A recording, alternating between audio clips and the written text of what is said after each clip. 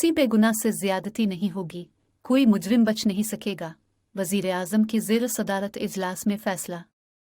वजीर आज़म शहबाज शरीफ की ज़ेर सदारत इजलास में फैसला किया गया कि 9 मई से मुताल्लिक़ वाक़यात में कानूनी कार्रवाई के दौरान किसी बेगुनाह से ज्यादती नहीं होगी और कोई मुजरिम बच नहीं सकेगा। लाहौर में वजीर आज़म की ज़ेर सदारत अमन व अमान से मुताल्लिक़ इजलास हुआ, जिसमें वफाकी वज़रा, नून लीगी रहनुमा और निगरान वज़ीर आला पंजाब मोहसिन नकवी समेत सिक्योरिटी हुक्काम ने शिरकत की।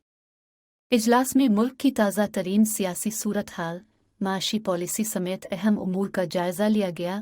वज़ीर आज़म ने लीगल टीम से सुप्रीम कोर्ट में जारी मुकदमात से मुताल्लिक़ तफसीली मशावरत की। वज़ीर कानून आज़म नज़ीर तारड़ ने वज़ीर आज़म शहबाज शरीफ को सुप्रीम कोर्ट में जारी मुकदमात से मुताल्लिक़ ब्रीफिंग भी दी। इजलास में लीक इडूस से मुताल्लिक़ तश्कील दिए गए जुडिशल कमीशन के बारे में भी मामलात ज़ेर गौर आए।